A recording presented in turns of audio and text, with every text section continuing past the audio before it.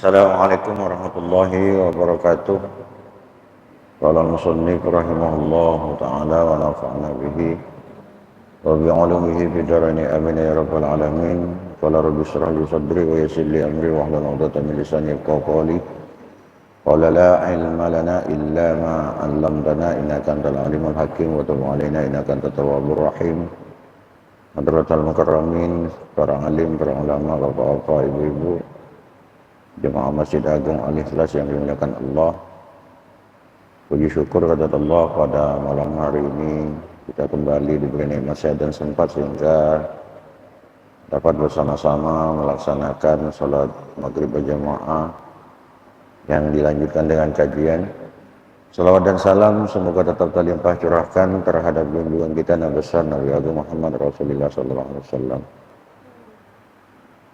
Malam ini kita kembali pembahasan kitab Daqaiqul Akhbar yang memasuki bab ke-20.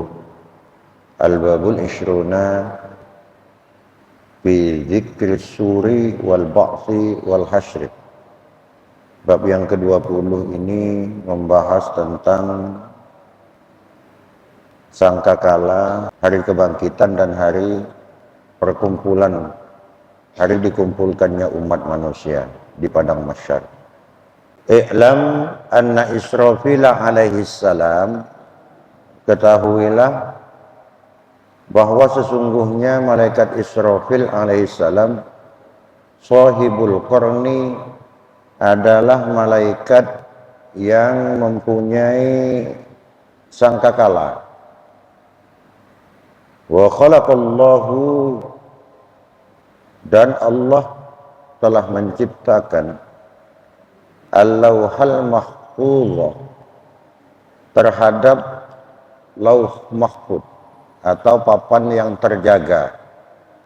Lauhul mahfuz adalah tempat berkumpulnya amal perbuatan manusia dari Nabi Adam sampai hari kiamat kelak.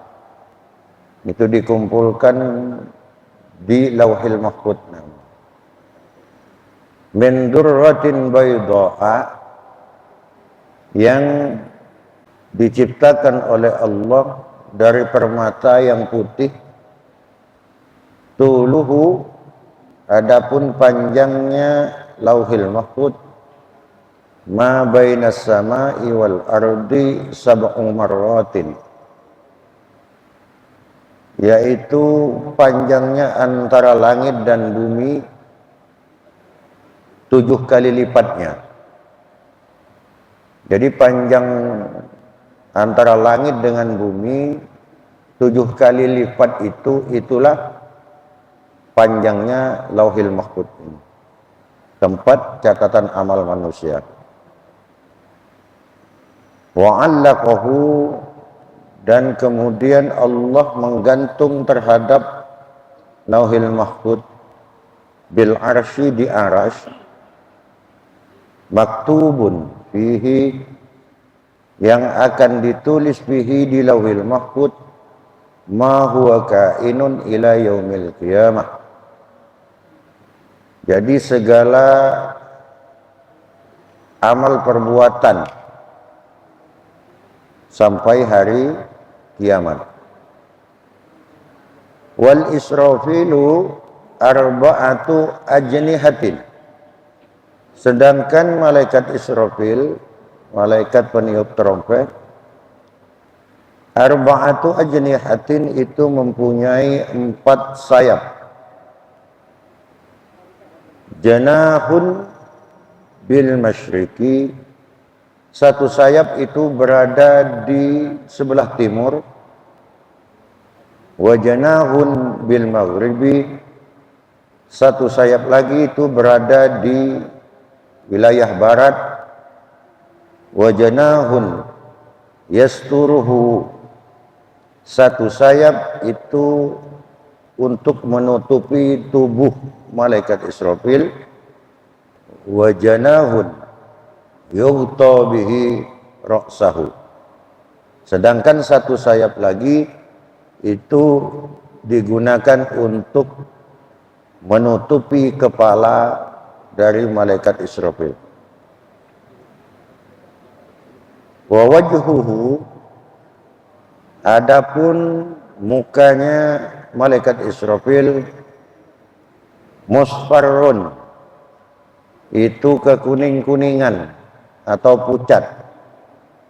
Kenapa? Min khasyatillahi, karena malaikat Israfil selalu takut kepada Allah Subhanahu wa taala. Nakisu ra'suhu, yang menunduk kepala malaikat Israfil, wasakhisu nahwal arsy, dan selalu melihat ke arah arsy. Ini posisinya, Pak. Posisi malaikat Israfil itu dalam melaksanakan tugas dari Allah Subhanahu wa taala. Wa ahadu qawaimil arsy ala kahilihi, sedangkan salah satu tiang dari arsy itu berada di pundak malaikat Israfil. Wala yahmilul arsya illa biqudratihi, dan malaikat Israfil tidak akan mampu untuk memikul arsy-Nya Allah kecuali dengan kekuasaan Allah. Ini saking besarnya arsy, malaikat Israfil sendiri pun tidak akan mampu untuk memikul itu kalau memang tidak karena kekuasaan Allah Subhanahu wa taala. Li'annahu, karena sesungguhnya malaikat Israfil yasgharu min khasyatillahi ta'ala, itu kadang-kadang dia bisa mengecil karena takut kepada Allah, mislal usfuri, seumpama burung pipit. Jadi kalau dalam posisi lagi khawatir takut kepada Allah, tubuh malaikat Israfil yang begitu besar ini kemudian mengecil seperti burung pipit. Fa idza qadallahu bi syai'in fil lauhi, ketika Allah berkehendak untuk memutuskan sesuatu fil lauhi, di lauhil mahfuz, kasyafal ghata'u, maka Allah akan membuka terhadap penutup an wajhi, yang ada di wajahnya malaikat Israfil, ila ma qadallahu min hikamin wa amrin, terhadap perkara-perkara yang telah Allah putuskan, baik itu dari hukum-hukum atau dari perkara. Jadi setiap Allah, contohnya, akan mewafatkan seseorang yang awalnya tidak nampak di mata malaikat Israfil, kemudian ditampakkan oleh Allah Subhanahu wa taala. Gitu maksudnya ini. Wa laisa fil malaikati aqrabu makana, dan tidak ada bagi malaikat itu aqrabu, yang lebih dekat makanan tempatnya, minal arsy, dari arsy, min Israfil alaihissalam, ketimbang dari malaikat Israfil. Jadi semua malaikat yang ada itu, yang paling terdekat posisi atau tempatnya ke arsy-Nya Allah itu adalah malaikat Israfil. Wa bainahu bainal arsy sab'atu hujubin, yaitu antara malaikat Israfil ke arsy-Nya Allah itu terdapat 7 hijab, 7 penghalang, minal hujjabi, dari hijab-hijab, ilal hujjabi, terhadap hijab-hijab yang lain, masiratu khamsumi'ati amin, yaitu perjalanan 500 tahun lamanya. Dari satu hijab ke hijab, ini malaikat Israfil ini oleh Allah diberi hijab penghalang itu antara dia dengan Arash itu 7 hijab. Setiap hijab pertama ke hijab kedua dan selanjutnya itu jaraknya 500 tahun perjalanan. Wa baina Jabraili wa Israfili, dan di antara malaikat Jibril dan malaikat Israfil sab'una hujjaban, itu terdapat 70 hijab. Kalau Israfil dengan Arash itu 7 hijab, tapi kalau Israfil dengan malaikat Jibril itu hijabnya ada 70. Qad wudi'a as-suru ala fakhdihi, sungguh telah diletakkan apa asur sangkakala itu ala fakhdihi al-aimani, itu berada di paha malaikat Israfil yang sebelah kanan, wa ra'sus suri, sedangkan kepala dari sangkakala itu ala famihi, itu berada di mulutnya malaikat Israfil. Kenapa ada di mulutnya? Fayantadiru amrallahi ta'ala, karena malaikat Israfil itu dalam posisi menunggu terhadap perintah Allah Subhanahu wa ta'ala. Mata ya'ti, kapan ya'ti kiamat itu akan datang. Fayanfakhu fihi, maka kemudian akan meniup siapa malaikat Israfil fihi terhadap sur, terhadap sangkakala.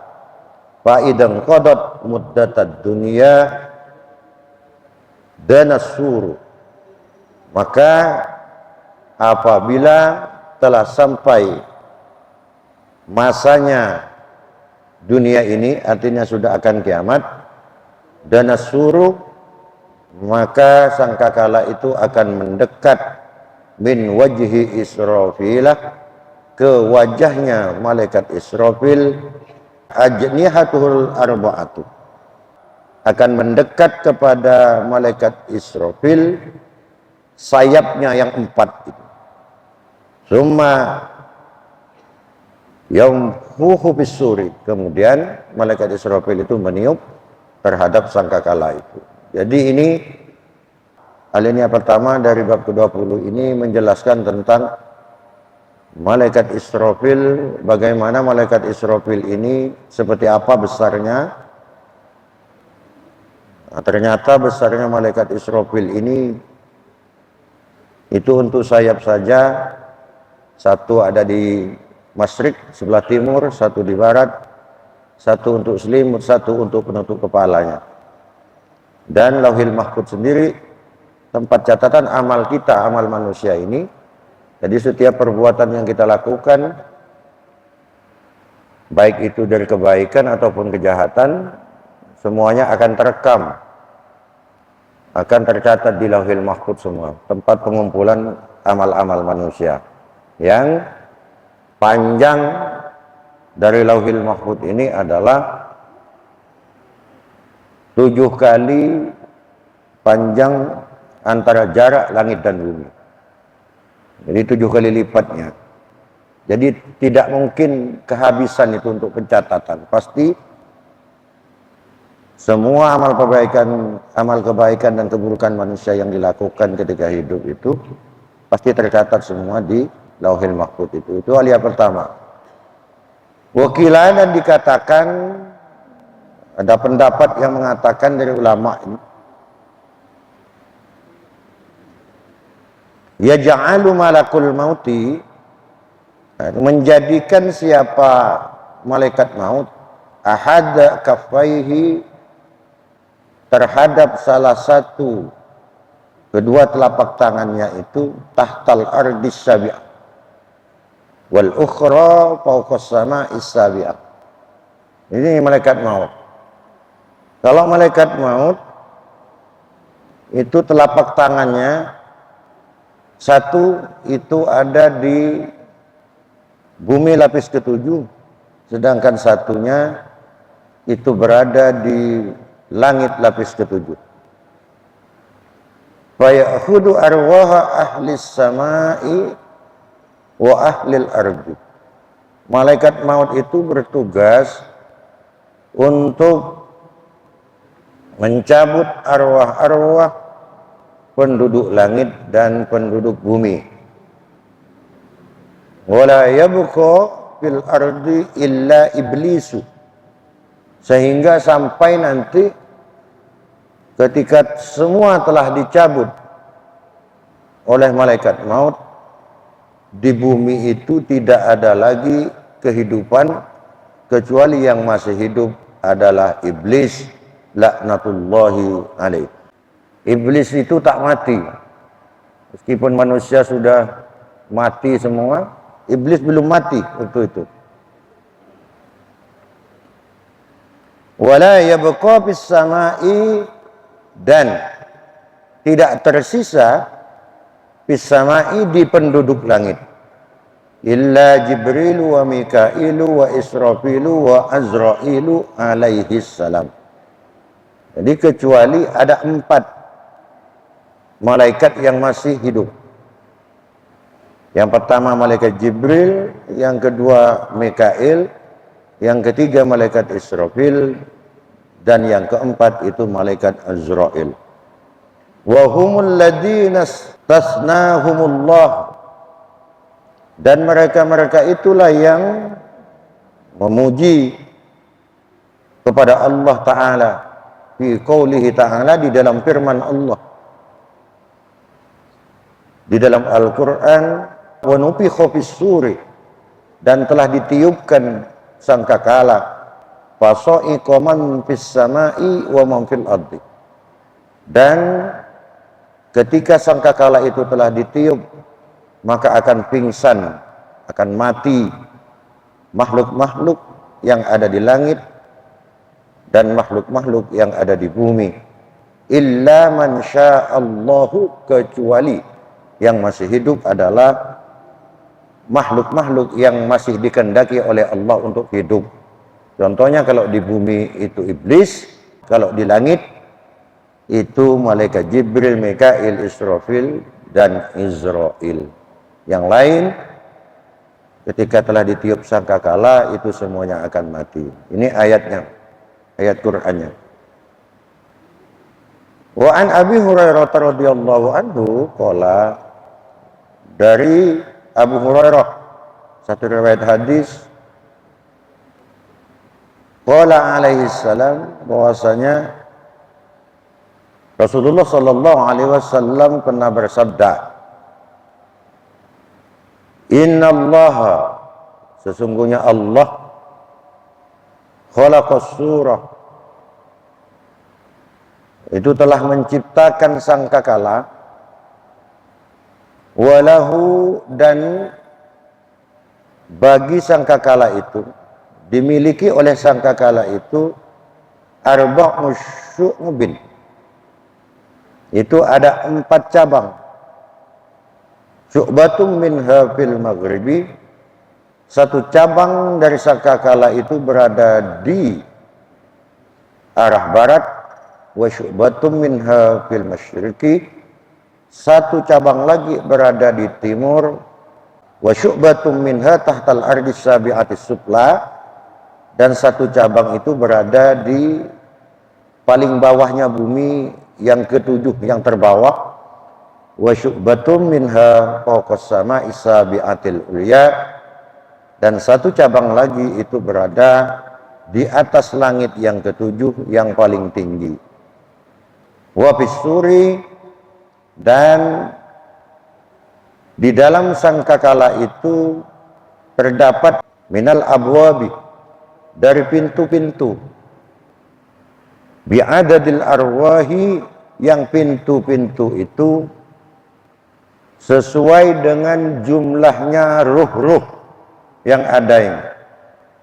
Setiap satu ruh itu ada satu pintu atau satu lubang.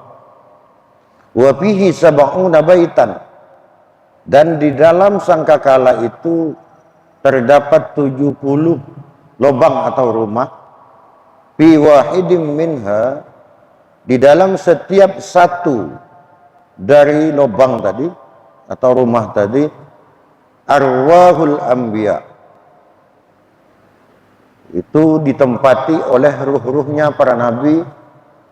Wa fi wahidim minha, dan di salah satu minha dari 70 lubang itu atau 70 rumah itu, arwahul malaikati, itu ditempati oleh ruh-ruhnya para malaikat. Wa fi wahidim minha, dan di dalam satu lubang minha dari 70 itu, arwahul jinni, itu ditempati oleh ruh-ruhnya para jin. Wa fi wahidim minha, dan di salah satu dari 70 rumah itu, arwahul insi, yaitu ditempati ruh-ruhnya para manusia.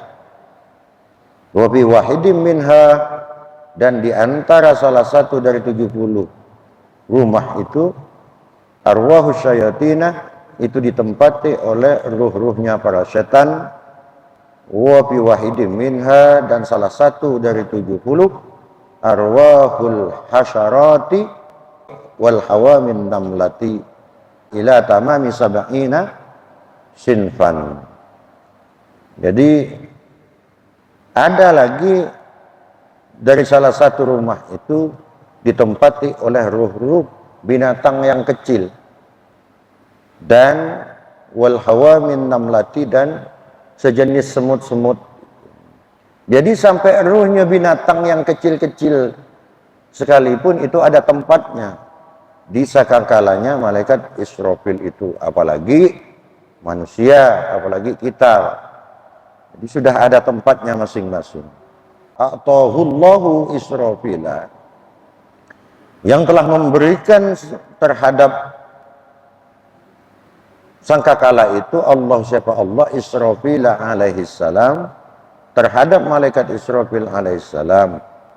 Fahuwa wadi'uhu ala famihi, dan malaikat Israfil itu menempatkan terhadap sangkakala itu atau asur itu berada di mulutnya. Jadi selalu siap sedia. Jadi mulai diciptakan malaikat Israfil ini, karena tugasnya meniup sangkakala, dia standby megang sangkakalanya, tidak ada tidurnya dia, tidak ada istirahatnya. Ya, karena memang malaikat tidak tidur, malaikat tidak makan, tidak minum, ya tidak kawin, ya tak ada nafsu. Itu malaikat. Semenjak diciptakan dia selalu siaga, menunggu perintah Allah Subhanahu wa taala untuk meniup sangkakala itu. Jadi berada di mulutnya.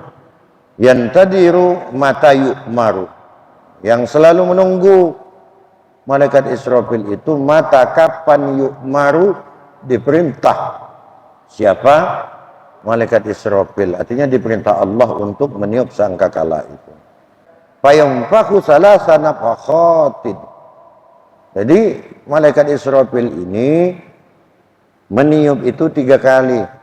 Nafkhatul faz'i, satu tiupan al-fazah, jadi tiupan peringatan kepada makhluk ini.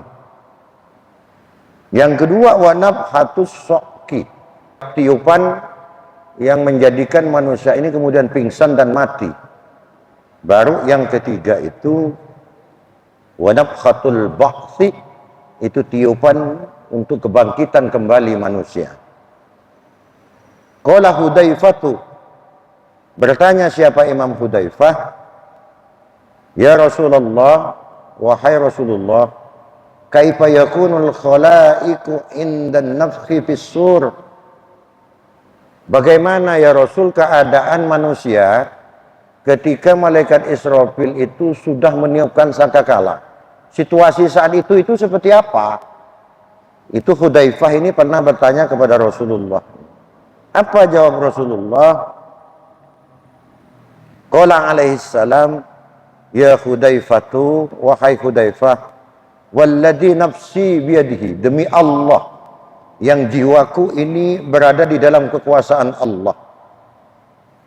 Yanfakhu fis suri, ketika ditiup sangkakala itu, wa taqumus sa'atu, dan kiamat itu telah terjadi, war rajulu qad rafa'a lukmatan ila famihi fala yut'imha. Perumpamaan itu seperti, kata Rasulullah, seperti seseorang yang sedang memegang lukmah roti. Roti ini dipegang, akan dimasukkan ke mulutnya. Ini tak sempat ketika sangkakala itu telah ditiup, maka untuk memasukkan sekedar roti yang ada di tangan ke mulut saja itu tidak bisa. Saking terkejutnya, paniknya sudah manusia saat itu. Bahkan kalau di tafsir Yasin yang sudah kita bahas itu dijelaskan, bahkan orang yang hamil langsung keguguran itu saat itu. Langsung keguguran. Nah, di hadis ini dijelaskan seperti ini. Terus wasaubu baina yadayhi liyalbisahu. Nah, orang yang memakai pakaian. Ini pakaian udah masuk nih, kedua tangannya udah masuk ke lengan ini nih. Tapi tidak sempat dia memasang ini. Tidak sempurna masang baju. Saking paniknya mereka ketika mendengar dari tiupan sangkakala malaikat Israfil. Wal qauzu ala famihi liyashribahu fala yashribuhu. Dan gelas yang berada di mulut seseorang itu maksudnya mau minum, liyashribahu, yang tujuannya untuk minum, fala yashribuhu, maka dia itu tidak akan sempat untuk meminum air yang ada di dalam gelas yang sedang dipegangnya itu. Itu saking dahsyatnya sangkakala itu. Ya, bagi orang yang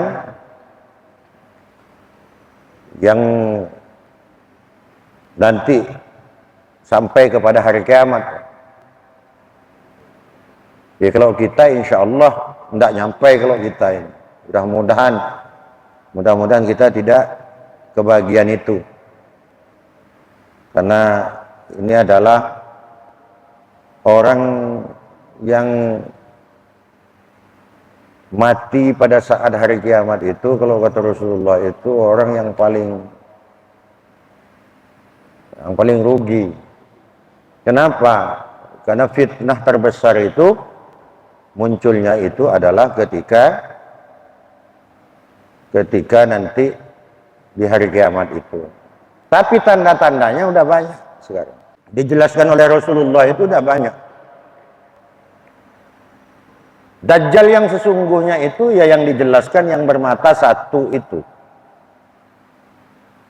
Yang sampai hari ini termasuk yang tidak bisa, ciptaan Allah di bumi yang belum bisa terpecahkan. Di mana tempatnya itu adalah tempat Dajjal, satu. Yang kedua itu adalah tempat di mana yang disebut dengan Ma'ul Hayah. Ma'ul Hayah itu adalah air kehidupan. Jadi di mana posisi air itu sekarang di muka bumi ini belum ketemu ini Pak sampai sekarang. Apa manfaatnya Ma'ul Hayah? Ma'ul Hayah ini siapa yang minum air itu tak akan pernah mati sampai kapan. Kecuali hari kiamat.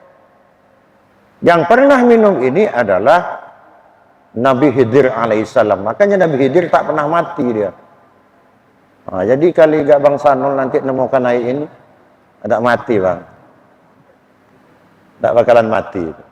Tapi fitnah Dajjal itu sudah bermunculan hari ini Pak. Coba hari ini kata Rasulullah itu dalam hadis dijelaskan. Dajjal itu yakunu fi akhir zamani dajjaluna kadzabun. Hati-hati wahai umat, bahwasanya akan datang di akhir zaman itu dajjal pendusta-pendusta. Yaitu minkum minal ahadisi, yang mereka itu datang berposisi sebagai ustadz, sebagai kiai, sebagai habib, sebagai sayyid, sebagai syarif, seolah-olah mereka orang-orang berilmu. Yang dibawa oleh mereka itu bukan petunjuk, tapi mereka datang dengan membawa hadis-hadis palsu. Bima lam tasma'u antum wala aba'ukum. Dan hadis yang disampaikan, ceramah yang disampaikan itu, selama kalian hidup tak pernah mendengarkan itu, tak pernah tahu itu. Bahkan saat nenek moyang kalian pun tak pernah mendengar penjelasan seperti itu.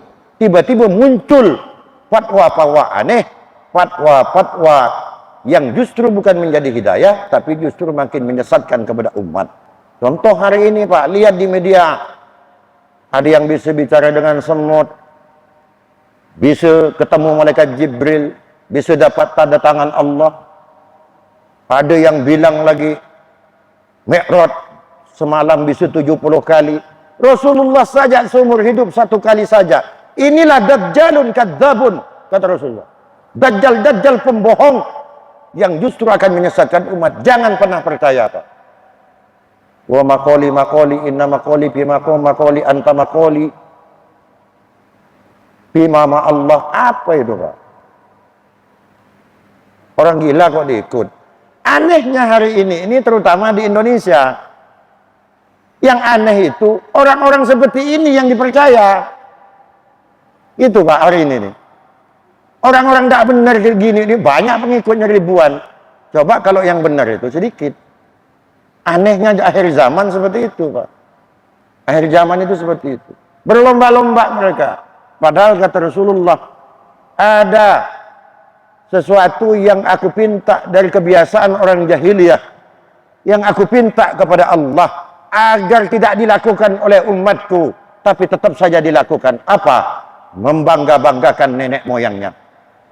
Kalau bapakku dulu, aku ini keturunan Nabi nih, harus hormat kita. Aku bapakku dulu nih, Raden ini, aku orang mulia turunan raja ini, raja itu.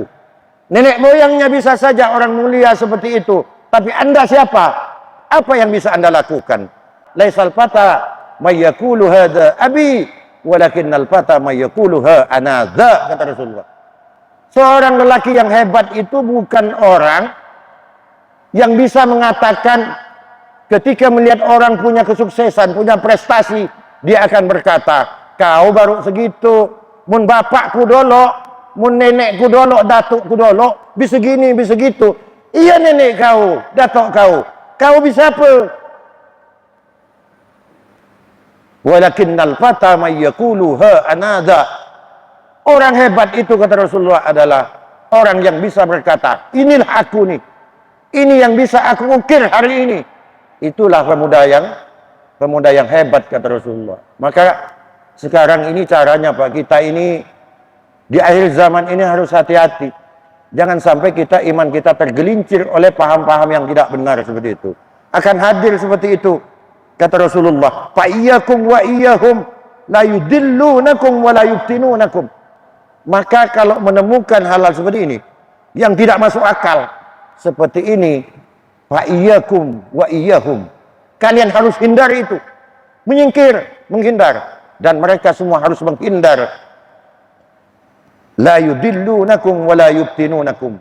Baru mereka itu tidak akan bisa mengkesasarkan kamu dan tidak akan menjadikan kamu fitnah mereka itu. Ini pesan Rasulullah, Pak. Pesan Rasulullah.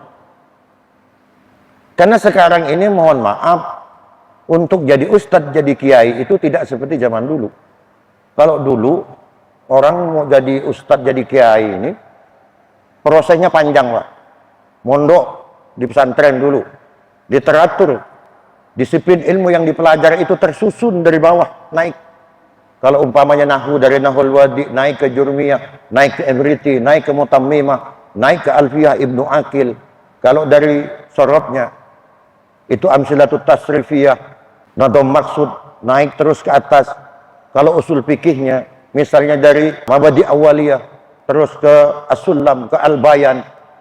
Kalau fikihnya, dari mabadi fikih, terus naik sapinah, sulam, terus naik ke baijuri, naik ke i'anatut talibin, terus tafsirnya juga begitu, tersusun. Usul fikihnya, ilmu ma'ani, ilmu mantiknya, itu dikuasai semua. Itu saja belum cukup. Sebelum dapat izin dari gurunya, diijazah dulu oleh gurunya, dipanggil, Cong, kamu sekarang boleh pulang, sebarkan agama. Dapat izin dari kiainya, baru jadi ustadz, jadi kiai. Kalau sekarang Pak, tiba-tiba latar belakang tak jelas, kadang-kadang karena kuliah di IAIN, tiba-tiba jadi kiai, tiba-tiba punya pesantren. Padahal dia kitab kuning, jangankan sampai satu kitab yang bisa baca, sebaris yakin tak bisa. Itu syarat, Pak. Tidak mungkin. Kalau seperti saya disuruh jadi arsiteknya bangunan, pastinya insinyur. Artinya idza wusidal amru ila ghairi ahlihi fantadris sa'a. Ketika satu persoalan itu diserahkan kepada orang yang tidak ahli, maka tunggulah kehancurannya, kata Rasulullah SAW. Maka hati-hati kita, Pak. Di akhir zaman ini banyak fitnah, di media banyak ilmu, baik itu agama apapun itu ada, tetapi kita harus bisa menyaringnya, mana itu yang benar dan mana itu yang tidak benar. Mudah-mudahan kita semua diselamatkan oleh Allah Subhanahu wa taala. Amin ya rabbal alamin. Demikian yang dapat kami sampaikan, mudah-mudahan bermanfaat. Jika ada yang baik itu semata dari Allah, jika ada yang salah itu semata dari kebodohan saya minta ampun, minta maaf. Ihdinas siratal mustaqim wa lakum minkum. Wassalamualaikum warahmatullahi wabarakatuh.